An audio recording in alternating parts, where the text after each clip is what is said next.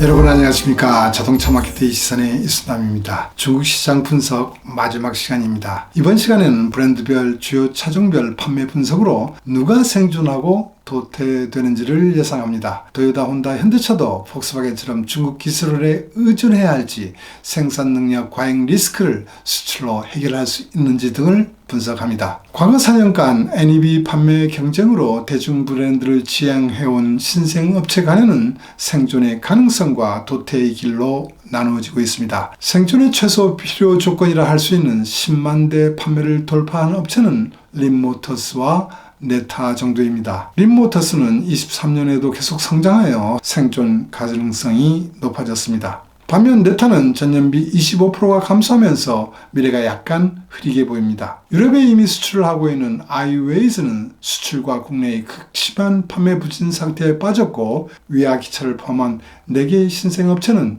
이미 파산했습니다. 중국 프리미엄 세그먼트 규모는 독일의 벤츠, BMW, 아우디가 주도하면서 250만 대 정도의 세계 최대입니다. 이 프리미엄 NEV 시장에서 테슬라와 중국의 테슬라라 일컬어지는 리오토, 니오 등 신생업체들이 SDV 기술을 앞세워 경쟁을 해왔습니다. 승자는 높은 성장을 하면서 이익을 내고 있는 테슬라와 리오토 정도이고, 니오와 샤오폰 판매는 늘고 있지만 적자를 못 벗어나고 있습니다. 하이파이는 기술력은 높게 평가받고 있지만 판매 대수가 너무 작아 패자 쪽으로 기울어지고 있습니다. BYD와 지리 등 기존 업체들은 테슬라, 니오 등과 경쟁하기 위하여 각각 프리미엄 브랜드를 운영해 왔는데, 장성기차의 웨이를 제외하고는 10만 대를 돌파하며 니오, 샤오펑을 바짝 추격하고 있습니다. 중국 NEV 시장에서 플랫포머를 지향하는 IT 기업의 영향력이 점점 커지고 있어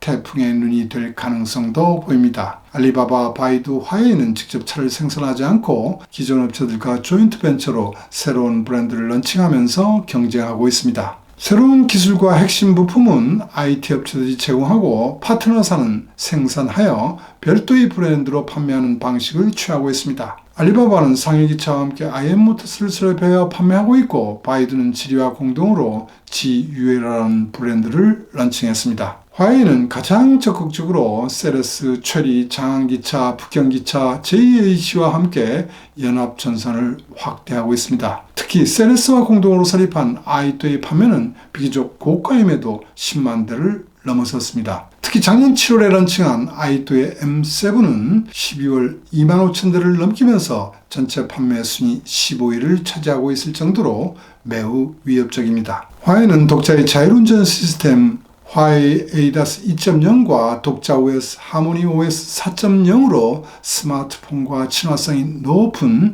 조작성을 실현하고 있습니다. 중국에서 절대적인 브랜드력을 보유한 화웨이 스마트폰을 소유한 고객들에게 큰 소구점이 될 것으로 보입니다. 21년에 자동차 사업을 한다고 선언했던 샤오미는 그동안 소리 소문 없이 개발해오던 첫차 SU7을 발표하며 시장에 충격을 주고 있습니다. 이러한 IT 업체들이 자동차 사업에 참여하면서 충분히 테슬라와 BYD에게 위협이 될 것으로 보이고, 니오와 샤오펑은 판매 대수를 늘려 수익을 창출하지 않으면 매우 어려운 상황이 될 수도 있을 것 같습니다. 내연기관차에서 80년 이후 줄곧 부동의 1위였던 폭스바겐이지만 NEV 마켓슈어는 계속 감소하여 2.9% 수준으로 초라합니다. 전기차에 올인하는 폭스바겐이 이 정도라면 전기차 개발에 뒤늦어온 토요타 등 다른 글로벌 업체들의 NEV 판매 수준이 어떻게 될지 상상이 되시겠죠. 토요타의 NEV 판매는 BYD와 공동으로 개발한 중국 전용 전기차까지 런칭했지만 전체 판매 2.4%인 41,150대였습니다. 글로벌 업체들의 NEV 판매 비율은 10% 이하로 매우 저조합니다. NEV 판매 탑10 모델에는 BYD가 1위인 BYD 송을 포함하여 6개의 모델이 있고, 테슬라의 모델 Y, 그리고 광주차의 아이온 브랜드의 두 모델이 차지하고 있습니다. 10만 유안에서 20만 유안의 내연기관차 가격에서 폭스바겐과 일본 업체들은 압도적인 리드를 유지해왔지만, 전기차에서는 BYD와 디자인, 기술력, 가격 면에서 경쟁을 할 수 없는 수준에 있습니다. 폭스바겐은 ID3 가격을 인하하면서 적극적으로 확판 노력을 했지만 작년 판매는 75,730 1대였습니다. 토요타의 BG3의 판매도 25,927대로 차세의 동급 내연기관차 판매와 비교하면 매우 낮은 수준입니다. 중국 시장 전용으로 개발한 혼다의 ENS 시리즈는 15,062대, 기아의 EV5는 런칭 후 2달 동안 451대만 팔렸습니다. 글로벌 시장용으로 개발된 토요타의 BG4X는 13,390대, 닛산 아리아는 3,702대로 BYD 차량들과 성능, 가격에서 도저히 경쟁이 되지 못하고 있습니다. 이들 글로벌 업체들의 위기는 NEV 판매뿐만 아니라 시장을 주도하던 내연기관차 판매가 계속 감소하는 데 있습니다. 안간히 힘을 썼지만 폭스바겐은 1위 자리를 BYD에 내줬고 토요타도 3년 연속 감소하고 있습니다. 그러나 나머지 글로벌 업체들은 두 자릿수의 큰 폭으로 감소하면서 집, 아큐라, 미쓰비시는 이미 철수했고 현대차 그룹, 닛산, 포드는 구조조정을 하고 있습니다. 토요타, 혼다는 1,000명 이상의 종업원을 해고했고 현대차는 공장을 매각했고 닛산은 기아처럼 수출 기지로 활용하는 방안을, 포드는 상용차와 전기차에만 집중한다는 전략입니다. 이들의 부진 원인은 중국 고객들이 선호하는 소프트웨어 기술 개발 역량 차이와 배터리를 포함하여 싸게 만드는 실력이 떨어진다는 데 있습니다. 기아가 최신의 기술을 도입했다고 자부하면서 최저기 가격으로 런칭했던 EV5가 런칭 2달 만에 실패했다고 판단한 이후에는 중국 고객들이 선호하는 디자인도 아니고 바로 이 소프트웨어 기술 열세가 있기 때문입니다. 그러나 레거시 업체들이 말처럼 소프트웨어를 하루아침에 개발하는 것은 거의 불가능하게 보입니다. 폭스바겐은 야심차게 카리아드라는 회사를 설립하여 독자적으로 소프트웨어를 개발하다 실패하여 그룹 CEO가 해임되는 일까지 벌어졌습니다. 토요타는 아키오 회장 아들이 근무하는 우븐 플래닛을 통하여 현대차그룹은 포티드-이라는 별도 회사를 설립하여 소프트웨어 개발을 주도해왔습니다. 그러나 이들과 본사 연구소 간의 개발 주도권 싸움으로 양사는 한바탕 홍역을 치렀습니다. 토요타는 소프트웨어 개발 회사의 미국인 사장을 경질하고 중역진도 토요타 중역으로 교체하고 사명도 우븐바이 토요타로 변경하면서 토요타 연구소가 주도하는 쪽으로 방향을 잡았습니다. 현대차 그룹에서는 신차 출시마다 과거에 없었던 소프트웨어 문제로 신뢰성이 추락하는 일이 발생되어 왔습니다. 회장은 소프트웨어 리콜 책임을 물어 연구소장을 교체하였습니다. 여기에 소프트웨어 개발 주체를 토요타와는 달리 포티드 다시 주도하는 방식의 배팅을 했습니다. 각각 장단점은 있겠지만 현재 인력 개발 능력을 고려할 때 차량 OS를 목표로 했던 25년까지 개발할 수 있을까에 대해서는 큰 의문이 드는 것도 사실입니다. 글로벌 판매의 40%를 차지하고 있는 전략시장 중국에서 판매 부진을 타개하기 위하여 폭스바겐은 자존심을 일단 버렸습니다. 그리고 기술력이 우수한 중국 업체를 활용하는 전략으로 변경했습니다. 디지털 기술이 강화된 차량을 조기에 개발하기 위하여 신생업체 중 기술력이 뛰어나다고 평가된 샤오펑의 기술을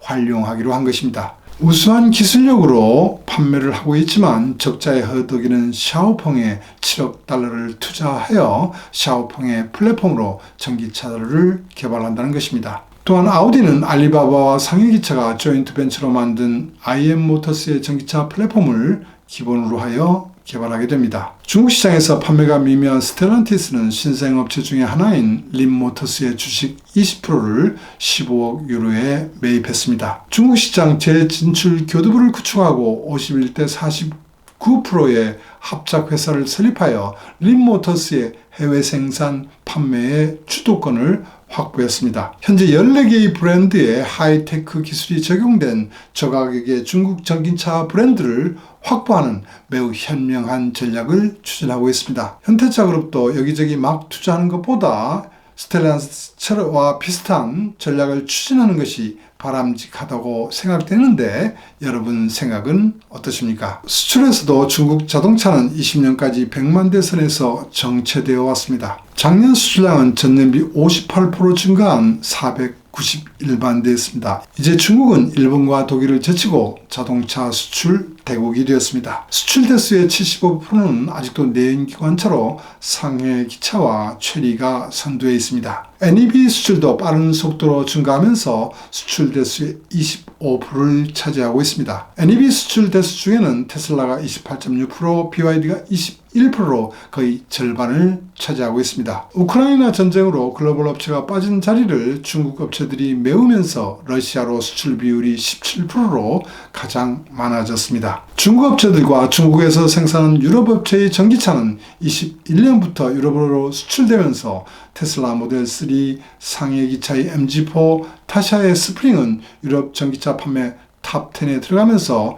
유럽 업체들을 잔뜩 긴장하게 하고 있습니다. 외국 브랜드가 가장 공략하기 어렵다고 하는 독일 시장에서 중국계 업체와 유럽 업체의 중국산 전기차 판매는 94,833대로 독일 전기차 전체 판매의 18%를 차지하고 있습니다. 이는 현대차, 기아가 판매한 43,944대의 2배 이상이 되고 있습니다. EU에서는 유럽 전기차를 보호하기 위하여 중국 전기차의 보조금을 조사하기 시작했습니다. 프랑스는 프랑스식 IRA를 도입하여 중국 업체의 저가격차 공세를 봉쇄하고 있습니다. 미국은 트럼프 대통령이 설정한 중국산 차의 관세를 25% 유지하고 있습니다. 또한 IRA로 미국에서 생산되는 전기차의 중국산 배터리의 원재료 사용을 못하도록 유도하고 있고 중국으로 핵심 반도체 수출까지도 규제하고 있습니다. BYD는 미국 시장 진입 포석으로 멕시코 시장을 강화하고 있으며 빠르게 헝가리에 현지 공장을 짓는다는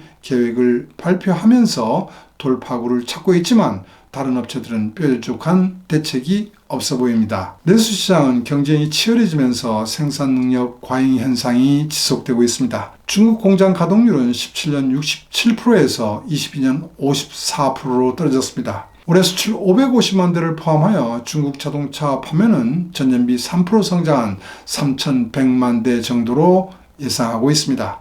그렇다면 국내 판매는 겨우 1% 정도로 정체되는 시장이라고 할 수 있습니다. 25년 NEV의 생산 능력은 3,600만 대, 중국 내 판매는 1,400만 대에서 1,600만 대로 예상되고 있어 생산 능력 과잉 상태는 심각하게 될 것입니다. 언제나 그랬던 생산 능력 과잉은 1단계 구조조정을 하고 2단계 이합 집산을 거쳐 3단계는 죽느냐 사느냐로 결정됩니다. 중국 자동차 시장에서의 주인공과 조연이 누구인지 올해 말이면 점차 구체화가 될 것입니다. 오늘도 시청해 주셔서 대단히 감사합니다.